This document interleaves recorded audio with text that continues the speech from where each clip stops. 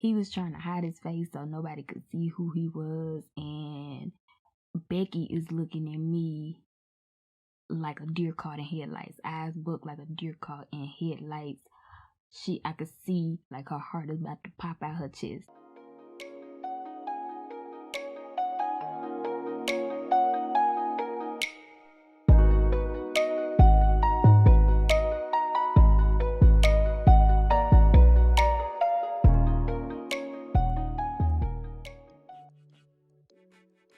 What's good, squad? How you bossing? How you bossing on this Memorial Day weekend? I hope everybody is being safe and having a good time. Still remember COVID is running rapid, so just be safe out there. I know my hometown is having a ball. I know they lit right now. So hope everybody is being safe and will have safe travels going back home, traveling on the road during this time. But yes, today is Storytime with Kay. So today we are going to figure out, what the situation was when I caught him cheating. Yeah, you read right by the title, caught him cheating. My first experience with seeing something like this transpire right before my eyes. So, let's get right into it. So first of all, persona is everything, child.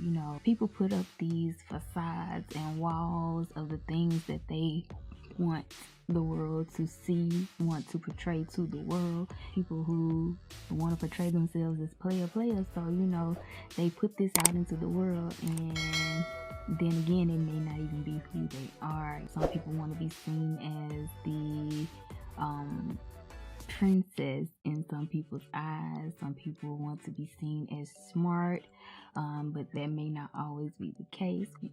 Like I said, some people act quiet when they're really not. Some people act holier than thou when they are really not. But like I said, this situation just showed me how public personas are just smoke screens of what is really inside of people. And I saw this a lot even with couples. We're going to go back to my undergrad years. I'll say this was around 2008-ish. Yeah, I'll say this is around 2008-ish. So this was my sophomore year at my university. I've seen a lot of things, but this particular incident was so trippy. It was so far beyond. This was so personal to me. So this is what happened. So I was a desk assistant. My second half of my freshman year, sophomore, junior, up until my senior year, and I gave it up my last semester there. So I was well within, the comfort of being a desk assistant at this point. My cousin was my roommate, and we're gonna call her Cupcake. Hi, Cupcake. I was on duty at this particular time. I had switched schedules with someone who needed to go somewhere. They wanted to go out, and I didn't really have no plans that particular day. So I took the late shift. We had 2 or 3 hour increments, and this one was a weekend day. So it was 10 to 1, if I'm not mistaken. So it's a regular night. I'm checking people in, usually couples who are long distance, the boyfriends would come and visit and check them in, and they would spend as much time as needed until it's time to check out. Or those couples that were on campus, they would be together day and night until it was time to check out. This one particular night I saw a friend of mine, we're gonna call her Black Barbie, and she had a boyfriend at the time, and we're gonna call him Light Skin Ken. Well, they were known on campus as an upstanding couple. He was smart. He hung out with a lot of white guys. He was super smart. He was like a year or 2 older than she was. But they on campus, it was like I would say the mini version of Michelle and Obama. So they were known. They were like America's Sweethearts on campus for our graduating class. So this one particular night they came in and I had already saw that they were logged in. They had already checked in maybe around 4 or 5. And like I said, I had just got on duty at 10. So around 11, no, maybe not even that. It was like early on in my hours. It was like 10:15, 10:30ish maybe. She came down, checked him out, and they kissed and hugged, and he went on about his way.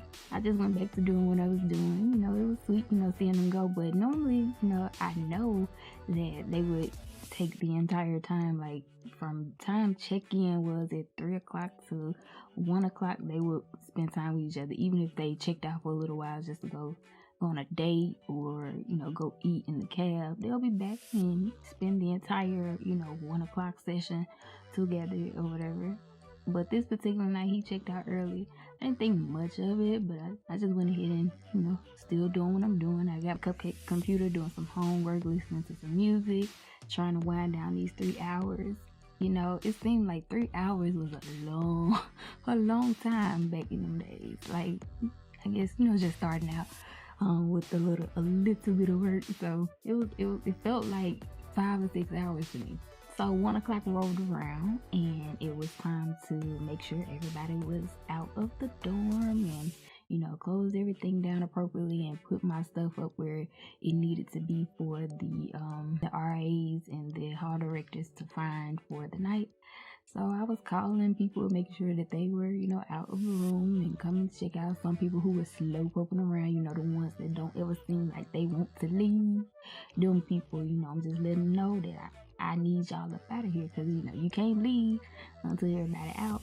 So I got everybody out and it's time for me to go back to my room. So I'm gathering all my stuff because I got books, computers, paper, pens, taking it back to the room. I got to the room, but at the same time, I was still hungry. I was hungry and I liked those Texas cinnamon rolls that used to be in the vending machines. I used to have a jar full of change that came with me as a freshman, like big jar full of quarters, dimes, all of that. And I will say, my university took all my dimes and quarters because I was obsessed with the Texas cinnamon rolls and cracklings. Don't judge me. I was obsessed. So I went and took my little quarters, bopping down the hallway to go and get me some Texas cinnamon rolls and cracklings. So I'm hungry, like I said, so I'm trying to open this up as soon as I get it out of the vending machine. No wait until I get to the room. And I'm using my teeth trying to open the package, and as soon as I'm doing this, who I see come around the corner from one of the side doors of the dorm. Yeah, it was light skinned Ken, and he was accompanied by this white girl. We're gonna call her Becky. I saw her bringing light skinned Ken in, and I guess, like, I didn't know him personally. I knew Black Barbie, so he was trying to hide his face so nobody could see who he was. And Becky is looking at me like a deer caught in headlights, eyes booked like a deer caught in headlights. I could see like her heart is about to pop out her chest. This is odd because I stayed at the end of the dorm, and Black Barbie was 2 or 3 rooms to my left, and then 2 or 3 more rooms down, that was Becky's room. Now Becky, you know, she had always kind of, I don't know, looked, we had a mutual friend. She just looked like she was always a little bit, you know, scared of me. I don't know. But she looked at me and that heart looked like it was about to pop out her chest. I went on about my business. I just walked down the hall, and I could tell she was still looking at me, and I guess she was wondering because she knew that I knew Black Barbie. So I guess she was wondering if she finna stop at Black Barbie's room, so, you know, so she could tell on me, because they actually stood there waiting until I got all the way down the hall. And like I said, I just went into my room. Now I did have to share this tea with Cupcake. So me and Cupcake, we like, you know, should we tell or should we not? because it's girl code. Like, I don't want to see none of my friends, in this particular situation where I clearly see this person doing this and I don't say a thing. Our minds were boggled. We didn't know whether to tell or not because some people don't believe even when you got proof or you are the proof. And I'm gonna be honest, that's just me. If any of my friends ever see whoever I'm talking to doing something I'm supposed to do, I want you to tell me. Please tell me. I believe you. If I know you, that's not your character, please tell me. But we also had a sweet mate. We're gonna call her Mama. Mama was a little bit older and she had kids already. So she was a transfer student. Hey, Mama, you know who you are. But she was also from the same town as Black Barbie, so they knew each other on a personal level as well. The reason why me and Black Barbie kind of knew each other is because we were from neighboring cities and rival schools, and we graduated at the same year from high school. She knew my cousin. We just clicked the first time that we had ever seen each other. I mistaked her for a resident assistant, or RA, my freshman year, and she pointed me in the right direction of the right RA and followed me down the hallway and just continued to talk to me, and that's how we just clicked. So I felt an obligation to tell her. So I'm explaining to Mama, like, this is what's going on. Mama and her cousins had just came from a party, so they were lit. They were lit, and they was like, they had actually seen him at the party. So, and that's the thing, he used to be all out and about. It was like two different personas. Like, the one he had on campus was upstanding and classy, and I don't do that type of stuff. But at night, when they say freaks come out at night, they do. He would be at the parties dancing up on people, and she would be in the dorm, upholding his image and just sleep. She was an early sleeper, so she would be sleeping around 11 o'clock at the latest, probably. So I just felt like, she was doing all of this to people please for him. And if I'm not mistaken, she was the first Black girl that he had ever dated, if I'm not mistaken. So she felt like it was a extra incentive to be that presentable and pristine Black girl for this man.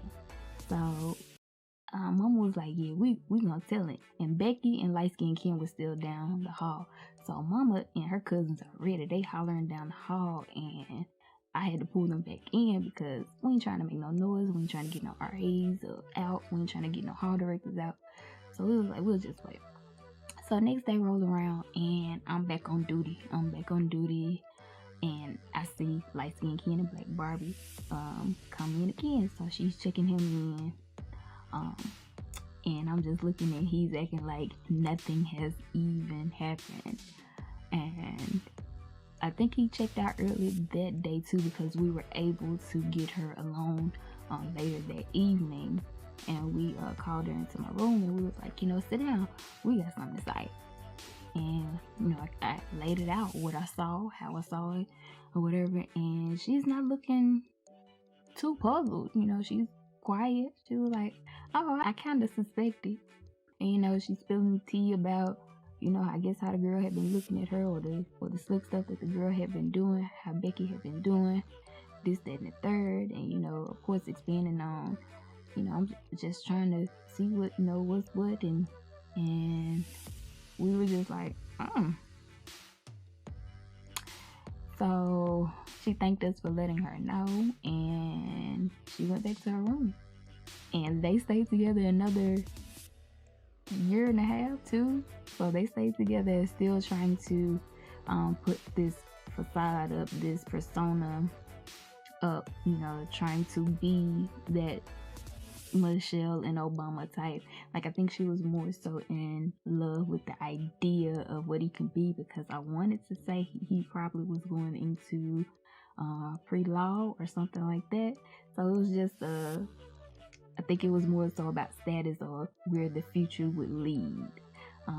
But from then on, Becky had her eye on me. Becky was mad. Becky, we had a mutual friend, and she ended up telling the mutual friend that I didn't like her. And I'm like, Baby girl, that is not my fight. Like, I felt loyalty to my friend, so I let her know. But other than that, that is not my fight. I ain't got no ill will towards you.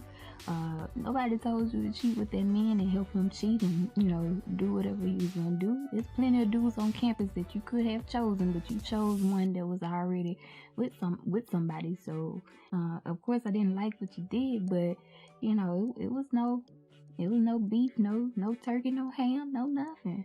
I didn't have nothing else to say after that. Didn't have no thoughts about you after that. In this sense, I just felt like my friend should know. And like I said, if it was shoes on the other foot, tell me. But yeah, that is how I caught him cheating. This is like a friend intervention. So like I said, if you got friends out there and you see something, say something, let them know, at least give them a choice. And that's what the people who cheat do. They take away that choice. If they are not honest, they take away that choice. Give that person a choice on whether they want to be with you after you do something, or even if that's what you want to do from the beginning. Tell them that and let them choose. But yeah, that was my first real situation with catching somebody, in the act, like on my friend level. So if y'all was in my situation, would y'all have told? Let me know. Drop down in the comments and let me know. Like, comment, and subscribe. Let me know what you thought of this story time. Stay tuned. Remember, squad, I love you. And tell me how you bossing.